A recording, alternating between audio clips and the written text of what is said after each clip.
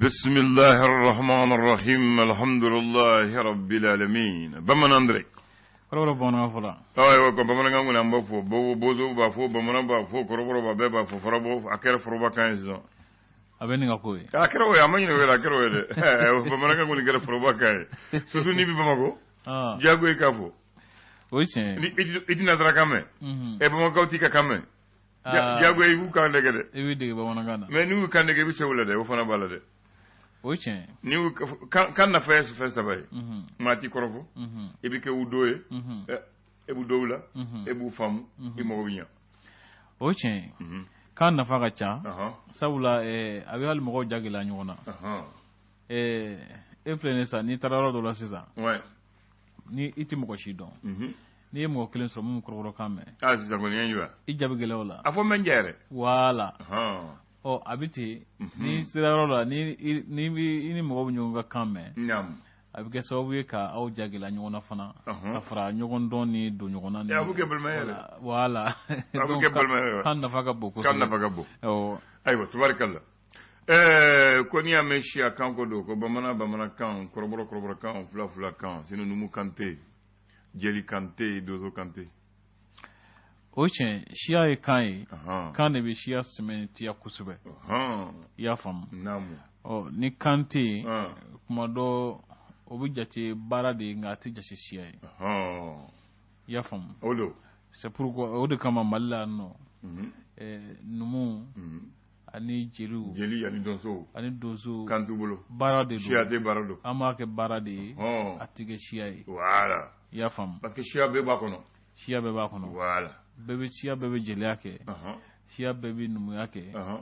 shia bebe dozo yake shia bebe mori yake fana fana para la parce que mo mu kala ke fana mu ke mori sa voilà donc bara de do nga shia ote awo afamuna pour kama kan shiniya me shia kan de do fulable tabarakallah awo bamanandre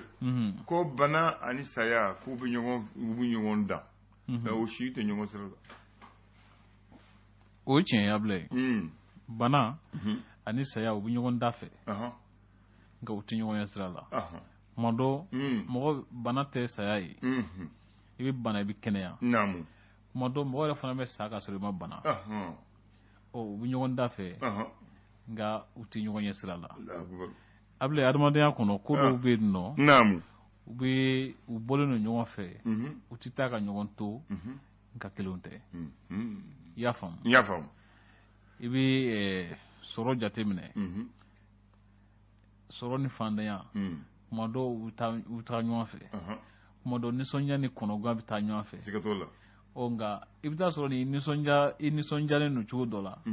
nga oti balika konoga fanake yafam fendo do adamade kono kasuru nyona nga telunte onga atina boko ni yeni ndoni soro atina boko ni nisonja la jagwe wila ka nisongoya ayo atina fo ni inison ko era fana jawe bula ka nisonja feno do uglonero kasuru nyona nga able kelonte awo koma shiti sani sa donte ochen sababu do bina mais ti sani sa donte awo ochen able fueti keni awati masi mo ya kono ni ye adamade ata amiko karaba amiko nyina maketa kuma do ambe dimi ga fuko ni ko masika nyafolo ni masika nyafolo awati de masika able nutu na wati sira modo hali tanyini ganyi awo tanyini re abike awo aywa badaw tanya imta misalta badaw amanyamo ya nyinu amanyini uwendi wala adale ni bunya faida kun de son re attention onga umata wele Canada mawa oye après ka bochala il faut fala baraga adna ngene bojiri mona wati sida ay ko tala wele ka dama afo fala mo ya bochala kwa ka bochala ma foti ko masibali ti karabable sikatola mote sa chugo mina ni awati masi able mote fuis fana soro fuiti se mo ma fana na wati masi sikatola ayo bismillah abla biye jumaye naam jambe kalo kile muka ani shegin soro samba fla ani mugani fla naam fasri bo se benga fasri gafu kono amna la frete folo mi ka sika kuma bodo nyafu mo e family ka sika soro kudo labla tubarikalla amada min le soro e faso ko fasiri le soro na ya ba manakana o ka kana o e anga tani anga nyinyi est ce que mi nyeta sra mboga anga kansa ke o ka no o ka kando ne duna yala ayi te duna eble ayi te eble ayo da ko niko de te duna eble ayo da ko ta ba ko ba fo ba manaka o ta fo ko kan mais e fana min an jira la na afta do e be mu me bo mananga ina sisa e be do ni me on chama to donc ne ko do ni me mbolo on ko gara me momo on ko gara me momo o kama e fana se mala aywa tubarakalla e fana ando aywa bismillah e sor ko malen able namu asimentia ka fo ba mantia wolu ni jati wolu kelel langa jamana kono force takuba ale hukumu konnana Denmark kelece do nana kuma ciara kosaina mali jamana nyemo wajira ka fo ulu te mogonu nali kalama okuka yambla o membe talike Denmark jamana nyemo jabi do dinga uma anka jamana nyemo nimisi wasa kala ka nyine tukune ku gota o ku ya latike ka fo ku ubita o ngako akara furuku fona yi francini a janyon do bulu sawulu ajira ka fo ko imabbe uluma o kɔfɛ coronavirus bana kɛlɛli siratigɛ la o ko siniwa jamana ye boloci fura wɛrɛ dɔw fana di an ma tuguni ka fara a ka diden kɔrɔw kan cɛmanjɛ fanga marabaga jɛkulu o ko olu kɔni kalo wɔɔrɔ kɔnɔna na k'u sera ka baara caman kɛ a bila dani u ye dantigɛliw fana kɛ o ko kan nouvelle horizon jamana ɲɛmɔgɔ minnu bɛ sedaw jamanaw kunna sisan mun tɔr'u la fɔlɔ mun ne yele ayiwa an ye sɛbɛn bɔ la fɔlɔ sababu bɔra la ayiwa an ye Guinée bɔ la ka Mali bɔ la ka Burkina bɔ la tɔ minnu ta jateminɛ ka dɔn se falen u ka fisa ko la ayiwa n'o tɛ sisan démocratie ye jama de ye n'i bɛ ɲɛfɛ i kan ka baara kɛ ni jama ka hakilila fana siga t'o la o b'i kisi ko dɔw ma ko ɲakili minnu taara ka ɲɛsin Mali jamana ma ko a kuma cɛlen don kosɛbɛ sabula maa caman jira k'a fɔ ko a tɛ sariya kɔnɔ jango Mali jamana ɲɛmɔgɔw ko CEDEAO ɲɛmɔgɔw fana ye kuma ta ni ka ɲɛfɔli dɔw kɛ u ka baara taabolo bɛɛ lajɛlen kan min yɛrɛ fana bɛ tali kɛ CMDT ka conseil d'administration n'u ka tɔnsigiba ye ko ka ɲɛmɔgɔba n'an ko Danbɛlɛ y'a jira k'a fɔ ko juru min kun b'u la o kun ye CFA wari miliyari 15 ye waati min na n'u baara daminɛ nka ko sisan ko u ye tila k'o juru ninnu bɛɛ sara wari min yɛrɛ tora kɛsu kɔnɔ sisan baara bɛɛ bannen o ye CFA wari miliyari 3 ani dɔɔni ye min yɛrɛ fana bɛ tali kɛ embargo ko in kɔnɔ abila ye ko jamanadenw kɔni a b'a la ka gɛlɛyaba lase jamana sɔrɔ ko ma jango wari min bɛ sɔrɔ maaw tigɛ kɔnɔ abila ye Mali d'aujourd'hui ala sɛmɛntiya k'a fɔ ko douane mɔgɔw kɔni ye baara kɛ kosɛbɛ sabula ko nafolo min kun ɲinini u fɛ salon k'u sera ka o sɔrɔ fo ka dɔ fara a kan min yɛrɛ fana bɛ tali kɛ kadasi domaine kadasi fana n'o ye dugukolo ko ɲɛmɔgɔsoba ye k'olu fana kun kan ka baara minnu kɛ kɛmɛ jate la k'olu sera ka se fɔ 102 jate ma min yɛrɛ fana bɛ tali kɛ impôt ɲɛmɔgɔso la k'olu kun kan ka musaka min fana sɔrɔ olu fana y'o sɔrɔ fo ka dɔ fara u kan nka ko direction des grandes entreprises jɔyɔrɔ bonyana la kosɛbɛ sabula k'olu ka musaka faralen ɲɔgɔn kan u bɛna se fo wari miliyari 800 ani 45 jate ma abila ye gɛlɛya min bɛ CNPM ɲɛmɔgɔso la n'o ye patronat ye conseil national du patronat du Mali o ɲɛmɔgɔso hukumu kɔnɔna la waati jan gɛlɛya bɛ yen nɔ ko sariya bɛ latigɛ minnu kɛ olu ta la ka se ka lawaleya cour suprême ye latigɛ min ta o don na o sɔrɔ bosɔbɔ yɛrɛ jira k'a fɔ ko u kan ka lawaleya diyagoya la ko n'u ma lawaleya k'olu yɛrɛ fana kan ka min kɛ k'olu tɛna fili o la abila ye o ye jo ye min bɛ tali kɛ dugukolo ko mankan fana ale b'a la ka fanga sɔrɔ kosɛbɛ Manden kɔnɔna na ko dugu 8 ani dugu 1 k'olu kɔni bɛ ɲɔgɔn na ko hukumu kɔnɔna na ko wulikajɔw ka kɛ joona abila ye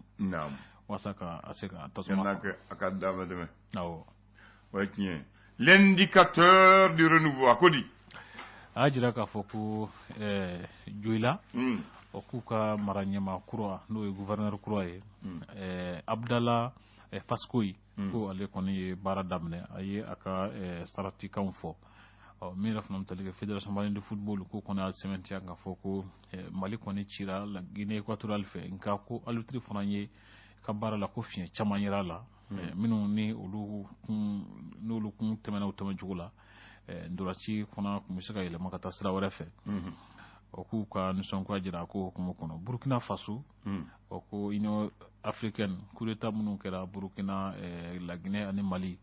o ko Union africaine n'o farafina ka kiliyan tɔnba ye ale bɛ nin ka hakililaw di nin février kalo nata ye tile 5 ka se a tile 6 ma k'u bɛna lajɛrɛ dɔ kɛ a ko kan o bamaciya walew kɛlɛ hukumu kɔnɔna na o ko an bɛ waati min ko sisan ko bamaciw kɔni b'a la ka fɛɛrɛ bɛɛ lajɛlen kɛ wasaw ni armée kana ɲɔgɔn ye min yɛrɛ fana bɛ tali kɛ an cɛɲɔgɔn minnu bɛ yan nɔ n'o ye force étrangère ye olu b'a la ka baara min kɛ sisan kɔni ko a jateminɛnen don ka ɲɛ yɛrɛ dɛ foyi tɛ kɛ jamana marabagaw ɲɛnama bilen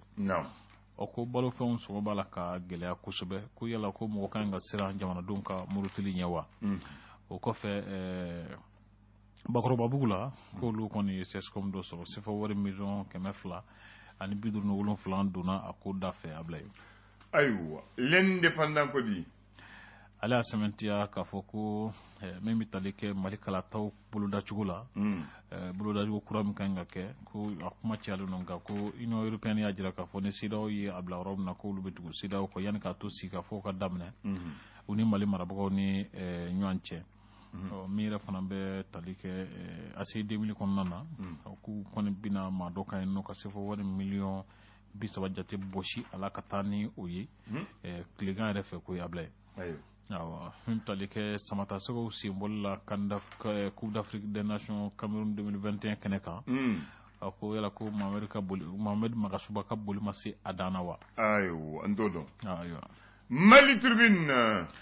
ale kɛlen don ka sɛmɛntiya k'a fɔ autorité routière n'o ye cakɛda min ka baara ɲɛsinnen don siraw dilanni ma Ablaye ko u ka hakilisigi kun ye min ye k'u bɛ nin ka ɲinɛ o kɔ sabula ko a kɛmɛ politiki maaw ka ɲɔgɔn sama yɔrɔ ye Banjugu Dante maison de la presse ɲɛmɔgɔba don o ye bamanan ladon tɔgɔ ye yɔrɔ Banjugu ayiwa ko u bɛ baara la ngasa min b'a to kunnafonidilaw bɛ se ka bɔ mɔrɔkɔ ni fantanya kɔnɔna na cogo min na u ka baara kɔnɔ min tali kɛ Conseil national du patronat du Mali ko wasa ko in ka ɲɛnabɔ ko fo kalataw kan ka kɛ de wasa a ko ka se ka sira sɔrɔ Ablaye jɛlɛya la awɔ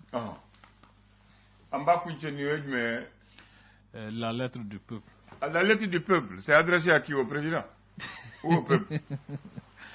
jamanadenw ka lettre sɛbɛnnen ne y'o de fɔ n ko y'a sɛbɛn k'a di jɔn de ma u k'a ci jɔn ma a bɛ ci ɲɛmaaw ma sa a bɛ ci ɲɛmaaw ma aw tubarikala awa kɔnta sɛbɛnjɛlen don k'a fɔ ko ale kɔni ye muso ye min ka wulikajɔ barika ka bon kosɛbɛ yafa ɲɔgɔn ma ani mɔgɔw cɛ bɛ se ka bɛn cogo min na o taabolow kan min bɛ tali kɛ Mande fana kɔnɔna na k'u sigilen don fɛn dugukolo b'a la ka feere nɔ kojugu k'o kɛmɛ sababu ni ka mankan dɔ kɔni lawuli sigida in kɔnɔna na min bɛ tali kɛ Haut Conseil des Maliens de l'extérieur ɲinina k'a fɔ ko olu ka baara ka gulon fɔlɔ ko o kiiriko kɔni kan ka jalatigɛ Bamakɔ commune 6 kiiritigɛ bulonba la ntɛnɛn nata in y'a bila an dan ayiwa sɔgɔmada kunnafoni teli kumaba dɔw ye nin dugukolo mankan man ɲi dɛ kɔni b'o fɔ ko kɔrɔso la jate kan ka minɛ jate kan ka minɛ dugukolo mankan o man ɲi kɛlɛ saba man ɲi dɛ dugukolo mankan musoko kɛlɛ ani jɔnmaya kɛlɛ ala ka kisi o la a naaninan i b'o dɔn diinɛ kɛlɛ o ko juguya bɛ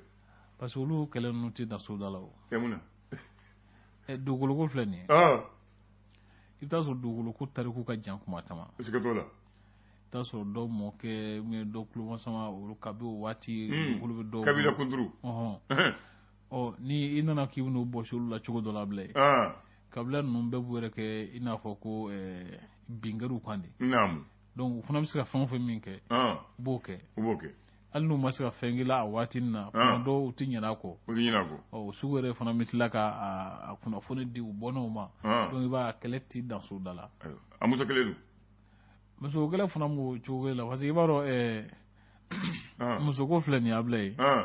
ale ye fɛn dɔ ye u bɛ to k'a fɔ ten mɔgɔw ka hakɛ to k'a ma da hakili ɲɛna a siga t'o la i y'a faamu a bɛ hakili kan a bɛ hakili sanfɛ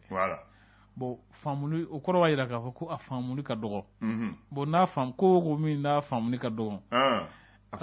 o kuma bɛ caya dɛ o de kama mɔgɔw ka ɲɔgɔn ni kɛnɛ yɛrɛ karaba wala ka ɲɔgɔn bana musoko la o ka nɔgɔn n'a bɛɛ ye wa dimiya tɛ da soda la bamananw ko e ni ma jɛ fɛn bɛɛ bɛ se ka ma fɔ i muso wala o de y'a kun yɔrɔ ye wala a kuma ka ca a sabanan dinɛ kɛlɛ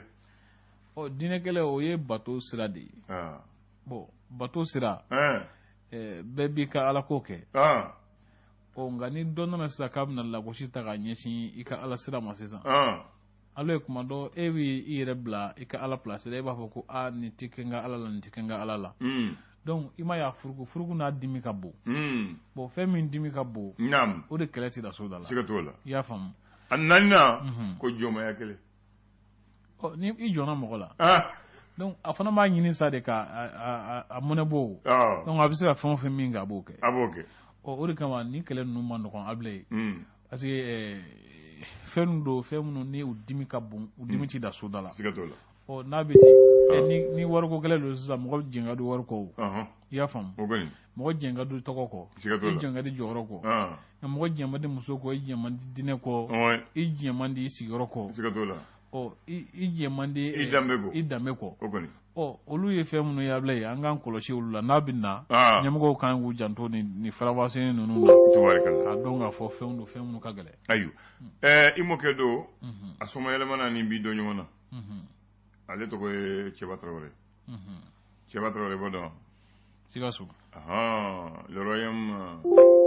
du Kénédougou fondé par Massa Daoula Traoré après il y a eu Cɛba Traoré après il y a eu Baba Traoré donc Cɛba fatura le 28 janvier 1893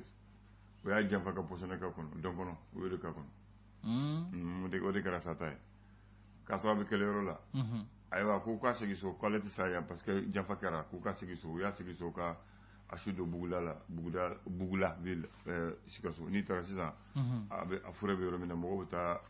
foli kɛ o yɔrɔ la a dɔgɔnin mun ye fanga ta ale ko ne kɔrɔkɛ y'a bila yɔrɔ min na n b'a bila yɔrɔ la maa ti don Sikaso yan hali tubabu ti dɔ yan ni tubabu dɔnna a y'a sɔrɔ ne tɛ nin na ne jɔlen Cɛba ka yɔrɔ tiɲɛ di yan avec tata de Sikaso kɔnti jɛnɛ tubabu fɔlɔ nana a ma sɔn filaw nana o y'a kɛr'o kɛ kɛlɛ kɛra comme tubabu ka kɛlɛminɛw ka ca n'u ta ye tubabu tun bɛ dɔnna tata kɔnɔ don min na u y'a fɔ ye ka tubabu dɔnna u bɛna kama ko yan tɛ ko ne de ye n kandi jama la ka tubabu tant que n bɛ ni la tubabu tɛ dɔ yan ko ni tubabu na san yan u bɛ n su de sɔrɔ u tɛ ɲɛnama minɛ ko sa ye ka fisa ni maloya ye a y'a yɛrɛ fa i bɛnkɛ o fana tarikuna o fana bɛ yen dɛ donc o fana tɔɔrɔ ko n'i m'a mɛn Mali u b'a fɔ sa ye ka fisa maloya ye Baba Traoré de don ko ne de y'a fo u tɛ dɔ yan bon ala y'a kɛ u ye se sɔrɔ la mais ka minɛ k'an yɛrɛ o tɛ fɔ tarikula a ye saya di a yɛrɛ ma tubabu nana ka sɔrɔ a fure de bɛ yen o ma se ka minɛ donc aw Traoré fɔlɔ o ye cɛfarin ye dɛ hali Jose fana y'o kɛ Jose Traoré Traoré tuguni ale fana yɛrɛ fa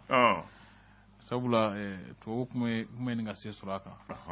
u ko k'u kun tɛna ale ɲɛnama minɛ voilà ko yan tɛ voilà bon o de tun ye Mali ye o tun ye Mali ye o de tun ye maliden ye ninnu ye danbew de ye an ka ɲi ka minnu jate minɛ o kɔrɔ fɔlɔ mɔgɔ ninnu tun tɛ kuma kuntan fɔ u tun tɛ kolankolon kɛ voilà n'i y'o kuma mun fɔ b'o kɛ n'i ye mun kɛ b'o fɔ voilà o tun bɛ ten kan bɛn ala ka dɔn wɛrɛ jira an na amin